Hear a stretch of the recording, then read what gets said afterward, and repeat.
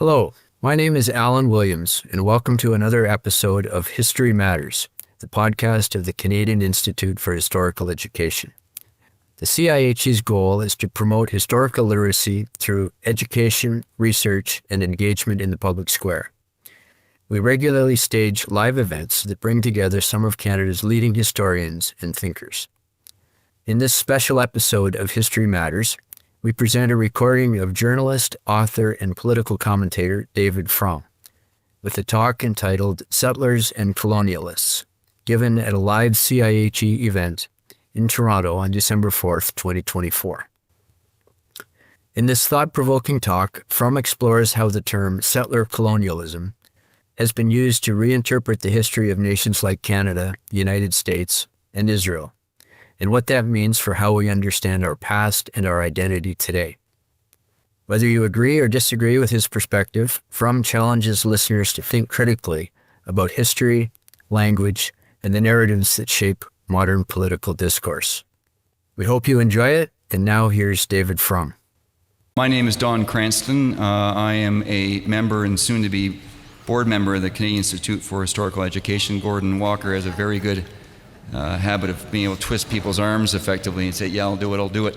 Thank you all for attending tonight on such nasty weather, and I also want to thank the people who are online seeing this event this evening.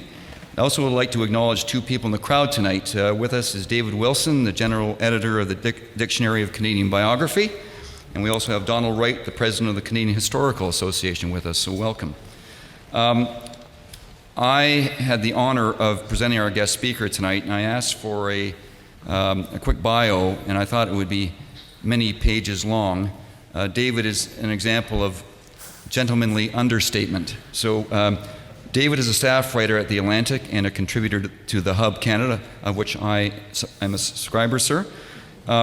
In 2014 to 2017, he chaired the board of Policy Exchange, the United Kingdom's leading center-right think tank. He previously served as a speechwriter and special assistant to President George W. Bush, and he is the author or co-author of 10 books, very understated for such a distinguished person. Sir, over to you. Thank you.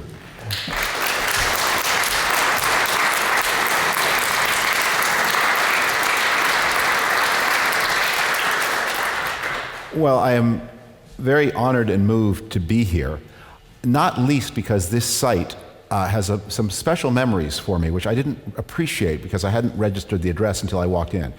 This church was where my wife and I commemorated the funeral of her late father, Peter Worthington, in 2013. And I haven't set foot in this building since then, and I went into the sanctuary and was just filled with memories. It was an amazing funeral. There are such things. And when it was organized, Peter, of course, was a veteran of World War II in Korea. He is a longtime supporter and friend of many police forces, and of course, so there's a great eagerness for the military and the police to participate. And one of the things that he was offered was I'm sorry, Don's heard this joke already, but it's not a joke, it's a true story, it's just funny. He was offered a horse escort by the RCMP.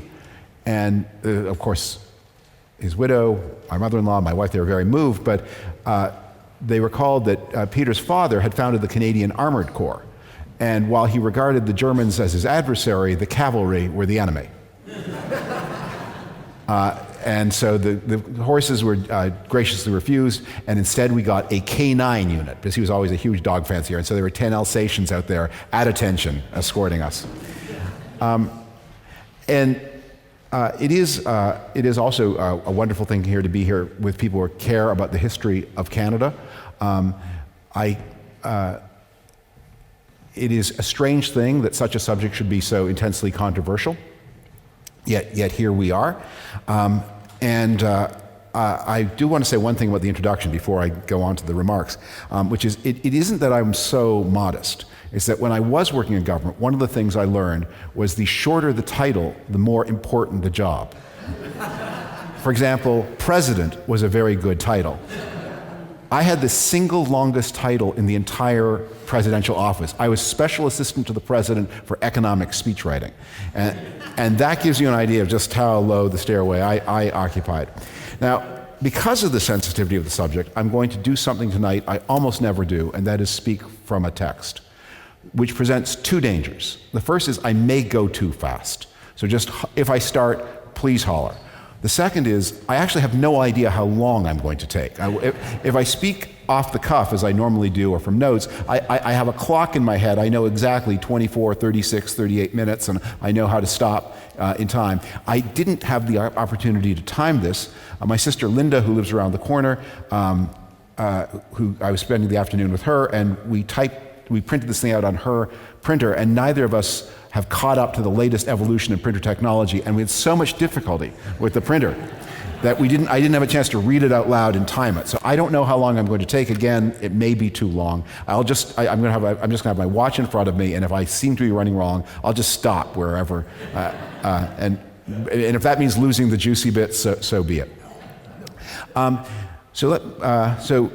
But I do want to speak from a text because these are sensitive issues. I know a lot of feelings are on the line, and I think we want to do justice to all of those, and we want to speak precisely and carefully, and that is what I will try to do tonight. And then in the question and answer session, I may speak less precisely and less carefully. If we have time and the speech doesn't go too long, again, holler if I do, but especially holler if I go too fast. Thank you. John A. Macdonald, the first Prime Minister of Canada, was born in the year 1815. As the bicentennial of Macdonald's birth neared, some civic-minded residents of Prince Edward County, Ontario, where I spend a lot of time, decided to mark the occasion by raising a statue in his honor. This was not a small undertaking. Statues are expensive items. More than $160,000 was raised from hundreds of local donors, including my family. Yet it seemed worth it. The saying goes, no Macdonald, no Canada. It could be added, no Prince Edward County, no Macdonald. Macdonald came to the county seat of Picton to train as a lawyer. The law would ultimately enrich him and enable him to enter politics. But in the fall of 1834, he nearly wrecked that career before it started. He got into an altercation, a physical fight, with a prominent local doctor. Politics may have been a factor. The doctor was a reformer, Macdonald already a Tory. Alcohol may have been a factor too. It so often was with Macdonald. Both men were charged with assault. The doctor was convicted. Had Macdonald been convicted, he would likely have lost his right to practice law. He was not convicted. On October 8, 1834, aged not yet 20, Macdonald appeared for the first time before a jury to argue his own case, and he won. The Picton statue commemorated that early turning point in Macdonald's career. The artist, Ruth Abernathy, depicted Macdonald as a young man, his hair wavy, wearing an ill-tailored frock coat and a dandyish, floppy bow tie. Macdonald stands as if addressing a jury, resting one arm on a witness box, inside of which there sits an empty chair. The ensemble was intended for Picton Main Street, in front of the town library. The chair invited passers-by to sit down in the middle of all of this decisive scene of Canadian history, maybe pose for a photograph, and thereby themselves join the country's continuing story. For 5 years, the statue ornamented Picton Main Street. Then came the events of summer 2020. 2 months of COVID lockdowns had left millions of people bored and restless. The killing of George Floyd by a Minneapolis, Minnesota police officer triggered a vast worldwide surge of protest that often escalated into vandalism and riot. Across the United States, the United Kingdom, and the European continent, statues were toppled or disfigured. In Canada, statues of Macdonald were attacked. Ours in Picton was twice daubed in red paint. At first, the local authorities tried to protect the statue. Then, in March 2021, an anthropologist working near a former residential school in Kamloops, British Columbia, announced the discovery of disturbances in the ground that could conceivably be unmarked graves. Suddenly, Canada had a George Floyd moment of its very own. In June 2021, the Prince Edward County Council voted 13-1 to remove the Macdonald statue from Picton Main Street. I tell this small town story to illustrate something. Our topic tonight is not something academic or abstract. It has literally transformed the main streets of Canada's towns and cities. On June 3rd, backing up a few years, on June 3rd, 2019, a panel created and funded by the Government of Canada accused the Canadian nation of genocide. The panel blamed the nation of Canada for the high levels of, quote, disappearances, murders, and violence, end quote, suffered by Indigenous women, girls, and people of non-conforming sexuality, two spirits in the panel's language. This was not the first time this grimly serious accusation had been flung by an official body of Canada. A commission that reported in 2015 had accused Canada of cultural genocide. In 2019, however, the accusation extracted an endorsement from the elected head of government. Speaking in Vancouver on June 4th, 2019, Prime Minister Justin Trudeau said of the 2019 panel's report, "We accept their findings, including that what happened amounted to genocide." Now, there was a lot of pushback, and in an interview with Radio Canada a few days later, Trudeau retreated a step. Speaking in French, he said, "I accept the Commissioner's report, including the fact that they use the word genocide, but for me, it is a bit more appropriate, I believe, to talk of a cultural genocide." Like the actions of the Prince Edward County Council in 2021, Trudeau's slight change of view was driven by the Kamloops news. Trudeau's change of view from non-action in 2015 to endorsement in 2019 was driven by the Kamloops news and its rapid upgrade from hypothesis to fact. Prestige media like the Associated Press reported in 2021 falsely that the human remains of 200 or more people had been found. On May 30th, 2021, Trudeau tweeted, "To honor the 215 children whose lives were taken at the former Kamloops residential school, and all Indigenous children who never made it home, the survivors and their families, I have asked that the Peace Tower and all federal buildings, that the flag on the Peace Tower and all federal buildings be flown at half-mast." Provincial and municipal governments lowered their flags too. Federal flags remained lowered from the 30th of May 2021 until November 7th, 2021, the longest official mourning in Canadian history. They were raised that day, November 7th, only so they could be lowered again for Remembrance Day on November 11th. The allegation that hundreds, if not thousands, of children had been done to death in educational institutions of Canada was almost universally accepted as fact. Anyone who whispered doubt, including some of the country's leading historians, found the public airwaves closed, print publication refused, their employment in jeopardy, their standing in the community at risk. In October 2022, a New Democratic Member of Parliament introduced a motion into the federal Parliament to accept that, quote, what happened in Canada's individual residential schools qualified as genocide. Not cultural genocide this time, but literal genocide. There was no vote. The resolution was adopted by unanimous consent. Not one MP of any party raised a voice to say nay to this charge against Canada. Yet despite this overwhelming social pressure, awareness began to spread among many Canadians that something was amiss. Persistent searches of the supposed mass grave sites discovered no human remains at all. All the effort to make the doubt unsayable, culminating in proposals to introduce criminal penalties for doubters, could not make the doubt unthinkable. In 2023, some of those thoughts were gathered in book form under the title Grave Error and published to a startling mass audience, 25,000 copies sold to date. Now, false allegations in historical polemic are often excused as necessary propaganda to illuminate a larger truth. So even as specific claims disintegrate under contrary fact, people who repeat the contrary fact with increasing insistence argue that there's an underlying argument here that should win broader acceptance. Whatever happened in these sites, the very existence of Canada is itself the crime. This crime is often expressed in the cryptic form that Canada is a settler colonial country. The comedian Louis C.K. remarks in one of his skits that the word Jew is an unusual word.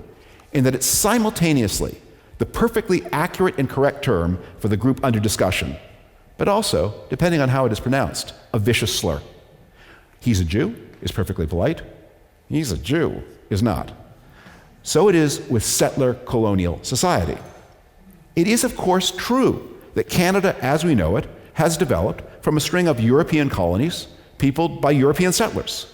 The law of Canada, the political institutions, culture and folkways, all of that was imported by those colonists and settlers from across the Atlantic Ocean. In contrast, other New World societies, farther south, are a little bit more different. The pre-Columbian inheritances of Mexico and Peru still profoundly influence those societies. When a Mexican eats a taco, he is not only eating a pre-Columbian food, he is calling that food by its pre-Columbian name.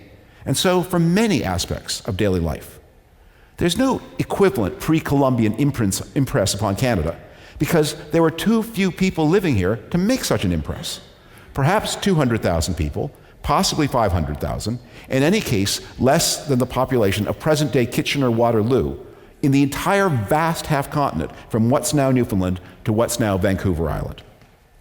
Now, it must be stressed, wars against and treaties with indigenous nations exerted enormous influence over the ultimate form and borders of Canada. Why is the English language, rather than French, spoken in northern New England, upstate New York, and the Valley of the Ohio? Why was the border between the future Canada and the future United States drawn where it is?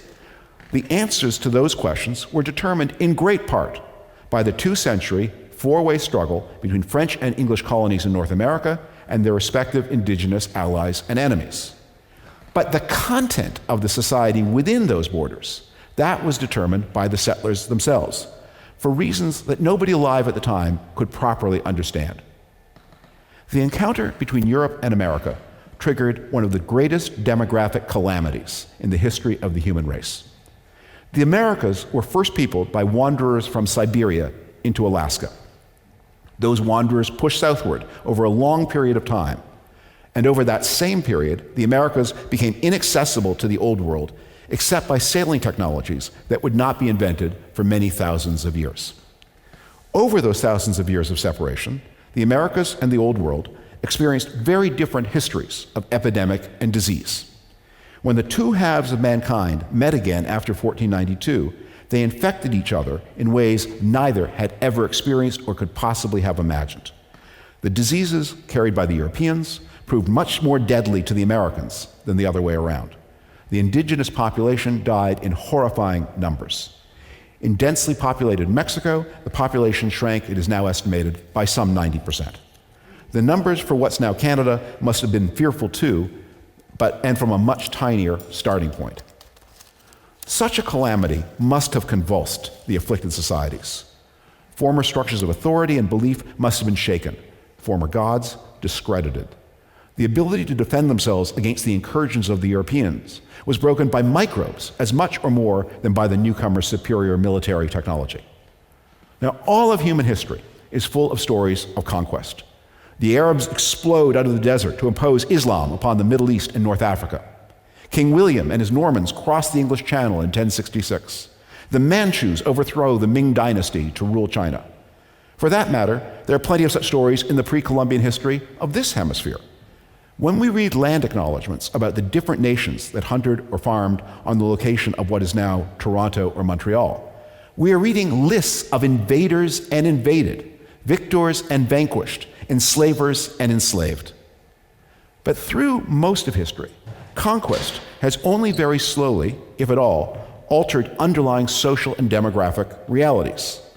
The winners seize the heights of the social hierarchy. They redistribute land and other forms of wealth from previous elites to themselves. For most people, however, life continued more or less as before. They would pay new taxes to new masters in new coins with new faces on them.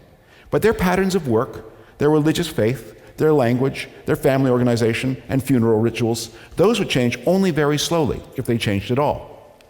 What happened in the Americas, and in Australia and New Zealand also, was very different. At contact with Europeans, one social reality vanished almost altogether to be transformed into another. If the phrase settler colonial were only an attempt to describe and explain that difference between the conquest experience of the Americas and Australasia on the one hand, and those of every other society in the world where there have been invasions, then the phrase would be useful, because the experience was different and demands an explanatory language of its own. But now we come to the sneer in Louis C.K.'s joke. Settler colonial is not intended only, or even primarily, as a description of diverging paths of social development. It is intended as an accusation and condemnation of the new societies that have been created by those paths of development.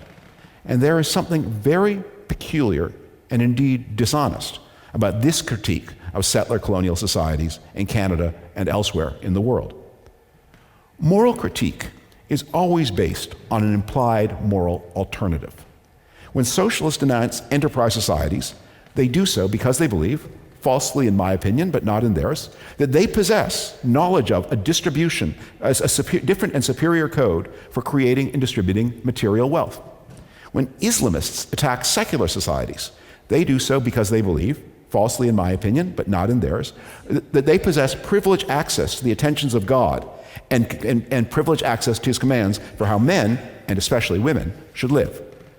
But what is the moral alternative offered by the critique of settler colonialism? Sooner or later, the old world was going to discover the new. How might that encounter have gone differently in any remotely plausible way? It's really impossible to answer, and nobody is very serious about trying to develop an answer or to imagine a different way. In the Canadian case, for example, John A. Macdonald, the man whose statue has been taken down in Picton, is much criticized for not doing more to rescue Western Indigenous nations from the catastrophic effects of the disappearance of buffalo herds from the prairies in the 1880s.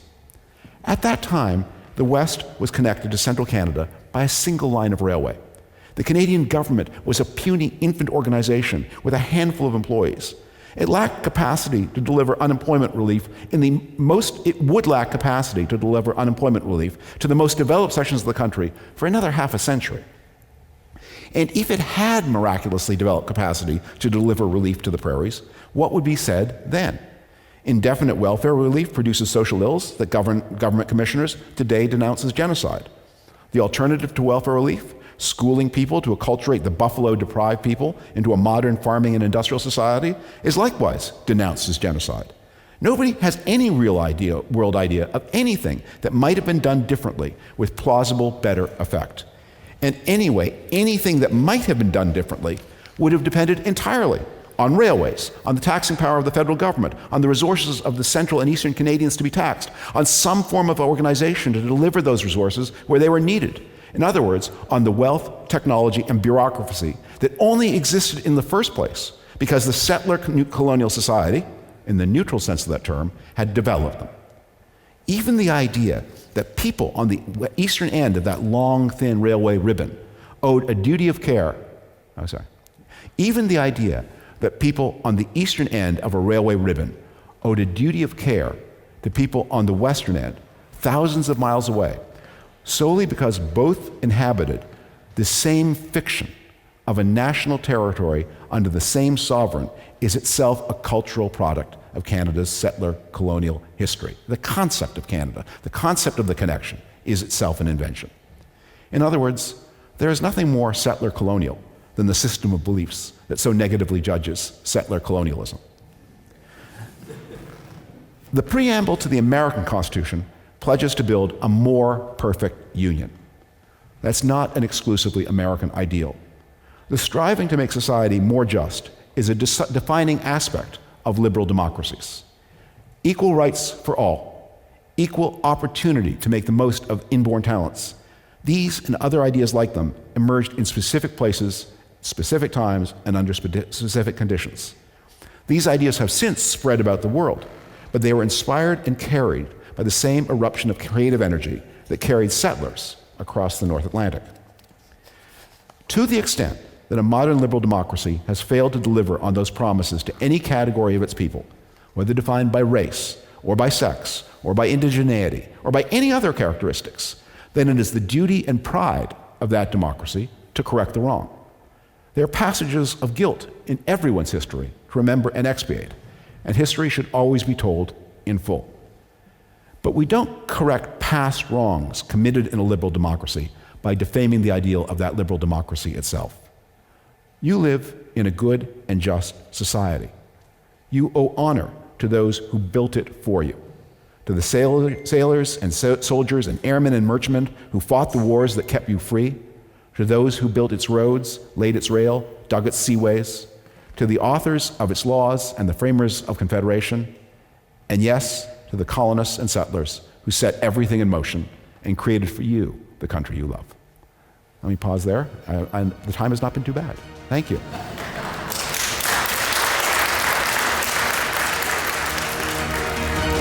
If you like what you heard today, subscribe to History Matters on Spotify, Apple Podcasts, or YouTube. You can reach me or the members of the Canadian Institute for Historical Education by email at info@cihe.ca.